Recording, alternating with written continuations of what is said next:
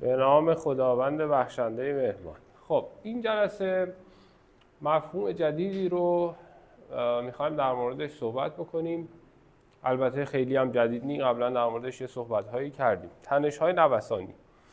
اگر به مرور زمان تنش ما به این صورت تغییر پیدا بکنه، کم و زیاد بشه، مثبت و منفی بشه، کم بشه، زیاد بشه، دوباره خیلی کم بشه، بعد دوباره زیاد بشه، به هر حال یک پریودی داشته باشه به صورت مثلا محور سینوسی، میتونیم بگیم که تنش‌های ما تنش‌های نوسانیه. خب روی این نمودار دقت کنید. یه سری علامت‌های گذاشتیم، یه سری تعاریفی رو گذاشتیم که ما توی فرمول‌ها نیاز داریم از اینها استفاده بکنیم.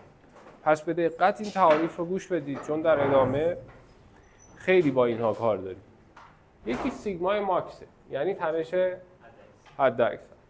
یکی سیگمای مینیمومه، ببینید اندازش، تنش حداقل. سیگمای آ، اسمش رو گذاشتیم دامنه تنش. می‌بینید که نصف کل محدوده ماست، دامنه تنش، سیگمای آ. سیگمای آر گستره تنش هست، یعنی همه محدوده ما بین قله ماکسیموم تا مینیموم ما، بین سیگمای ماکسیموم مینیموم ما، سیگمای آره. سیگمای آ تکرار میکنم چی بود؟ دامنه تنشه.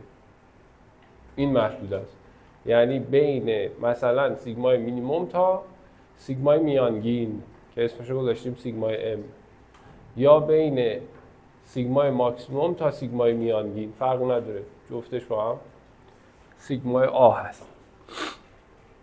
خب سیگمای میانگین اینطوری حساب میشه، جمع سیگمای ماکسیموم مینیموم تقسیم بر 2 میشه سیگمای میانگین. دقیقاً حرف ما توی میانگین همینه دیگه. با اندیس ام هم نشونش میدیم. سیگمای آ که دامنه تنش هست، تفریق این دوتا تقسیم بر 2 و همیشه هم مثبته، یعنی سیگمای ماکس منهای سیگمای مینیموم تقسیم بر 2. میتونه نمودار اینطوری هم باشه، میتونه سیگماهای مینیموممون 0 باشه، سیگمای ماکسیموممون غیر 0 باشه. اگه نمودار تنش بر حسب زمان، هر چی زمان میگذره تنش اینطوری باشه، نمودارش من کشیدم. یعنی مثلا اون مفتوله رو ما بیایم 10 نیوتن بار نیرو بهش وارد بکنیم و بعد ولش کنیم، آرام آرام ولش کنیم تا نیرو به 0 برسه. دوباره 10 نیوتن بار بهش وارد کنیم آرام آرام و دوباره آرام آرام ولش کنیم تا تنش توش 0 بشه. به همین صورت این نمودار رو میتونیم داشته باشیم. توی این حالت اگه توی معادلاتمون هم نگاه کنید، چون سیگمای مینیموممون 0، سیگمای میانگین برابر سیگمای ماکس تقسیم بر 2 میشه. سیگمای آ چطور؟ چون سیگمای مینیموم 0 میشه سیگمای ماکس تقسیم بر 2، یعنی سیگمای آ با سیگمای میانگین برابره و برابر سیگمای ماکس تقسیم بر 2 هست. میتونه نمودار اینطوری هم باشه. یه جلسات قبلی روی این خیلی صحبت کردیم. مثلا تنش باشه یه میزان مثبتی، بعد آرام آرام 0 بشه و بشه یه میزان منفی، یعنی سیگمای مینیموممون یا تنش ماکسیموممون منهای سیگمای مینیموم هست. به این حالت میگن کاملا معکوس شونده که گفتیم بدترین حالته، بحرانی ترین حالت توی خستگی همین حالته. جزئیاتش رو اینجا نوشتم. سیگمای ماکسش منهای سیگمای مینیمومه، میبینید سیگمای میانگینمون چنده؟ 0 و سیگمای آ ما دامنه ما برابر سیگمای ماکسه یا منهای سیگمای مینیموم، فرق نداره. توی حالتی که تنش‌های نوسانی داریم، ما منحنی‌هایی که استفاده می‌کنیم برای اینکه بفهمیم کجا هستیم و آیا ناحیه ایمن هستیم، ایمنی کامل از لحاظ خستگی داریم یا خیر، منحنی‌های گودمن، اصلاح شده گودمن هست. یه منحنی این چنینی. اما این منحنی رو چجوری برای هر حالت مسئله‌ای که داریم ترسیم بکنیم؟ ببینید روی این محور افقیه من SUC، SYC، SYT، SUT رو گذاشتم. یه مرور بکنیم. SUC چی بود؟ استحکام نهایی فشاری. SYC استحکام تسلیم فشاری. SYT استحکام تسلیم کششی. SUT استحکام نهایی کششی. خب این نقاط رو بسته به اینکه تو صورت مسئله چه جنسی رو داده به من، این نقاط رو میتونم برم پیدا بکنم. یعنی استحکام‌های نهایی کششی و فشاری و استحکام‌های تسلیم کششی و فشاری رو برای اون جسم میتونم برم تو اینترنت سرچ بکنم یا جداولی که هست مثل کتاب استاندارد میتونم اینها رو پیدا بکنم. خب این از این نقاط. استوای هم همینطور. استحکام تسلیم. SAE هم همینطور. جلسه قبل SAE رو یاد گرفتیم چطوری حساب کنیم. SAE میشد کای آ، کای بی، کای سی، کای دی، کای ای، کای اف ضرب در اسپریم ای. خب از اینم بلدیم حساب کنیم. این نقاط که عرض کردم رو داریم. از SY دو تا خط رسم می‌کنیم، یکی به SYC، یکی به SYT. از SAE موازی با محور افقی خط ترسیم می‌کنیم. هر جای این خط قبلی رو قطع کرد، این تیکش رو من پررنگ کردم. حالا چجوری این تیکه رو به دست بیاریم؟ کافیه شما بیاد از نقطه SY وصل بکنید به SUT و همچنین خطی که از SY به SYT عبور کرده رو برخوردش رو با این خط پیدا بکنیم. برخورد این دو نقطه با یکدیگر به SY اگر وصل بشه، به SE اگر وصل بشود، ما دیگه این خط‌ها رو میتونیم پررنگشون پررنگ کردم. این منحنی اصلاح شده گودمن هست برای بارگذاری‌های نوسانی یا همون خستگی. اگر داخل این محدوده باشیم ایمنیم، خارج این محدوده باشیم ایمن نیست. این تیکه سمت چپمون برای حالت‌هایی که ما نیرو فشاریه، تیکه سمت راست برای حالتی که کششیه. رابطه منحنی اصلاح شده گودمن به این صورته.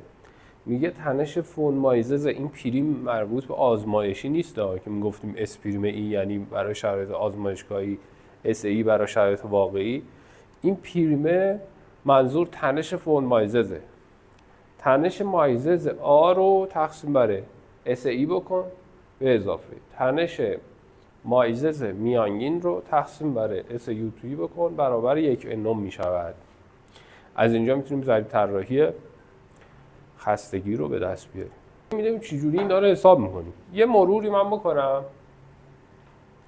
اگر که تحلیل تنش استاتیکی می‌خواستیم انجام بدیم، میگفتیم منحنی در حقیقت فون مایزز یا تئوری فون مایزز به ما این ضریب ایمنی رو میده که میشه اس وای تقسیم بر سیگما پریم. سیگما پریم چی بود؟ تنش فون مایزز. برای حالت دو بعدی از این فرمول به دست میومد. برای حالت دو بعدی تنش فون مایزز از این فرمول به دست میومد. حواستون باشه وقتی تحلیل خستگی انجام میدید اگر ایمن بود ربطی نداره که حتما تحلیل استاتیکی هم جواب بدهد. نه، ممکنه یه قطعه‌ای تو تحلیل استاتیکی جواب بدهد، تو تحلیل خستگی جواب ندهد و بالعکس تو تحلیل خستگی جواب بده اما از لحاظ استاتیکی جواب نده. پس باید جفت تحلیل ها رو بررسی بکنیم. وقتی یه قطعه ای رو به ما میدن و میخوام تحلیل بکنیم، هم از لحاظ استاتیکی هم از لحاظ خستگی باید تحلیلش بکنیم، ببینیم آیا پاسخ میدهد یا خیر، آیا دوام میآورد یا خیر. خب اگه بارگذاری مرکب بود چه کنیم؟ یعنی اگر من هم نیروی محوری نوسانی داشتم، هم مومان خمشی نوسانی داشتم، هم ترک پیچشی نوسانی داشتم چه کار کنم؟ برای اینکه این مسئله رو، این حالت رو براتون بیان بکنم و فرمول‌هاش رو با هم دیگه یه مروری بکنیم، نیاز هست این سه تا تعریف رو اول داشته باشم. کای F1 ضریب تمرکز تنش برای بارگذاری‌های محوریه. اندیس 1 که می‌ذاریم یعنی محوری. کای F2 ضریب تمرکز تنش برای بارگذاری‌های خمشیه. پس اندیس 2 که می‌ذاریم برای این کای F که ضریب تمرکز تنش هست یعنی برای خمشی. کای FS ضریب تمرکز تنش برای بارگذاری‌های پیچشی یا برشی. خب پس اگه بارگذاری مرکب داشتیم سوال این بود چه کنیم؟ تو حالتی که بارگذاری محوری هست، تو حالتی که بارگذاری محوریه، ما حتما یک نیروی ماکسیموم و یک نیروی مینیمم داریم. تنش محوری میشد F به A. بله؟ پس بنابراین ما حتما یه سیگما A یعنی سیگمایی که ما رو دامنه بود و یه سیگمای M یعنی سیگمایی که ما رو متوسط بود برای حالت محوری داریم اندازه یکی گذاشتم یعنی محوریه، میتونیم به دست بیاریم. خب اما با خمش چه کنیم؟ با ممانا چه کنیم؟ ممان که داریم حتما یه ممان ماکسیموم داریم، یه ممان مینیموم. پس با این ممان ها میتونیم بریم تنش رو حساب کنیم. چطوری حساب میشد؟ میشد MC آیوم. پس یه تنش آ داریم برای حالت خمشی اندازه 2 گذاشتم، یه تنش M داریم برای حالت خمشی اندازه 2 گذاشتم. و گفتیم تو حالت مرکب ممکنه ترک پیچشی یا برشی هم داشته باشه. پس یه تی ماکسیموم داریم، یه تی مینیموم. از طریق اینها میتونیم بریم تا رو حساب کنیم. چطوری؟ میشد تی سی جی اوم. خب بیا یه تای آ پس داریم و یه تای ام. یه اندازه یک اینجا گذاشتم به خاطر اینکه بعد میخوام در ضریب کای اف اس ضربش کنم و تای آ رو اینطوری گزارش کنم. این یک ربطی به این نداره که حالت محوریه ها. این اندازه یک با اون یکی که قبلا الان توضیح دادیم ربطی نداره. میخوای اینو مثلا استارش کن یا پریم بذار براش و بعد تای آ رو به دست بیار که با اون یکا گیج نشی. خب حالا که این تنش ها به دست اومد، یعنی تنش های میانگین و میزان تنش آ محوری، تنش میانگین و تنش آ یا همون در حقیقت دامنه برای خمشی، تنش برشی آ و ام به دست اومد، چجوری اینا رو ترکیبش کنیم؟ کدوما رو میتونیم ما هم جمع بکنیم؟ این آ رو یعنی این سیگمای آی 1 با سیگما آی 2 رو من آوردم بیرون و با هم جمع کردم. چجوری؟ آلفا ضرب در سیگما آی 1 ضرب در ضریب تمرکز تنش محوری به اضافه سیگما آی 2 که ما رو خمشیه ضرب در ضریب تمرکز تنش بله خمشی. آلفا چیه؟ تو ادامه براتون میگم آلفا چجوری به دست میاد. فعلا میگیم یه ضریب چجوری به دست میاد، تو اسلاید بعدی میگیم. دیگه کیا رو با هم جمع کنیم؟ این اما رو با هم جمع. این اما دیگه ضریب نمیخواد. ام 1 با ام 2 رو سیگما ام 1 با سیگما ام 2 رو با هم ضرب کن میشه سیگما ام. همچنین این تای رو میتونیم با این سیگمایی که به دست آوردیم اینجا بیاریم و فرمایزش رو حساب کنیم. پس سیگمای آی فرمایزش که میشه سیگمای آ از اینجا به دست اومد، تای آ که از اینجا به دست اومد رو میذاریم توی فرمول فرمایزش و سیگمای فرمایزش به دست میاد. سیگما پریم منظور همون سیگمای فرمایزش. همچنین این سیگمای امی که اینجا به دست اومد و تای امی که اینجا به دست اومد رو دوباره میبریم تو فرمول فرمایزش و فرمایزش میانگین هم از اینجا حساب میشه. اینا چه جوری اومد؟ بیاد بریم اون طرف صفحه ببینیم. ببینید قبلا گفتیم مثلا سیگمای پریم رو قبلا تو اسلاید قبلی گفتیم. سیگما پریم یعنی تنش فرمایزش تو حالت دو بعدی فرمولش اینه.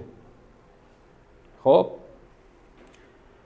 پس اگه سیگما پریم آ رو بخوام یعنی دامنه‌شو حساب کنم یکی اندازه آ برای اینا بزن میشه این. اگه بخوام امش رو حساب کنم میانگینش رو حساب کنم یکی اندازه ام براشون بزن میشه این. دوباره اینا رو نوشتم. سیگما آ چی بود؟ جمع تفاضل ماکسیموم مینیموم تقسیم بر 2، میانگین چی بود؟ جمعشون تقسیم بر 2. پس اگه برشی بود چجوری حساب کنم؟ تای آ رو یعنی برای تنش برشی بخوام حساب کنم دوباره تفاضل این دو تا تقسیم بر 2، میانگین بخوام حساب کنم جمع این دو تا تقسیم بر 2. خب توی این حالت ما اومدیم سیگمای آ رو مثلا و تای آ رو حساب کردیم. خیلی خوب سیگمای آ و تای آ رو به دست آوردیم.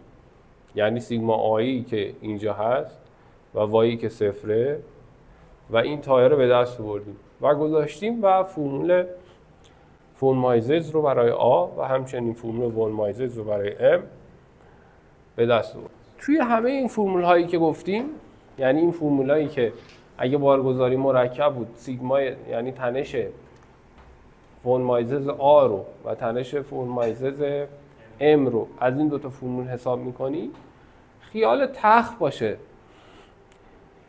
خیالت از لحاظ کای ای تخت باشه، فاکتورهای اصلاحی توش اعمال شده تو این فرمول ها و بنابراین تو وقتی میخوای تو رابطه اس ای کای ای رو بذاری دیگه راحت بذارش 1. خب آلفا چه جوری به دست میاد؟ آلفا اینجوری حساب میشه. ما قبلا برای کای بی گفتیم کای بی اگر نیرو محوری باشد معادلش اینه. از طرفی گفتیم که اسپریم ای معادلش اینه نیم اس یو تی برای حالتی که اس یو تی کمتر 1400 و 700 برای حالتی که اس یو تی بیشتر 1400. خب من ضرب در کای بی محوریش کردم هر کدوم اینها رو که کای بی رو استخراج بکنم برای حالت محوری. از این رابطه چون اس یو سی ها رو داریم و بسته به اینکه اس یو تی کدوم این هاست تو حالت مسئله ما، به راحتی میتونیم بریم کای بی محوری رو به دست بیاریم. کای بی محوری که به دست اومد، کای بی خمشی رو هم یاد دادیم جلسات قبل چجوری حساب کنیم. اگه مقطع گرد و چرخان بود، اگه مقطع گرد و غیر چرخان بود، اگه مقطع غیر گرد و چرخان بود چجوری حساب میشه. جلسات قبلی گفتیم نسبت این دوتا یعنی کای بی محوری اینجا به دست بردیم، کای بی خمشی رو هم جلسه قبل یاد دادیم چجوری به دست میاد. نسبت این دوتا میشه آلفایی که توی فرمول‌های قبلی داشتیم. پس من وقتی بارگذاری مرکبه یعنی هم بارگذاری محوری دارم تو حالت نوسانی، هم بارگذاری خمشی دارم، هم بارگذاری پیچشی یا برشی دارم، تنش فرمایزز آ و ام رو به دست میارم.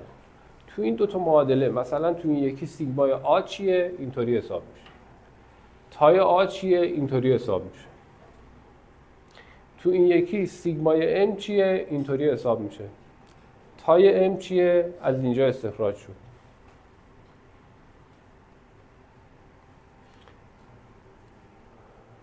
در نهایت وقتی این رو استخراج کردم از روابط مربوط به کای بی خمشی کای بی استخراج میشه و تو فرمول اس ای میذاریم و حتما این رو در فرمول اس بی دخالتش میدیم. امیدوارم همیشه سالم، شاد و دانشجو باشید. در پناه خداوند، خدا نگهدار.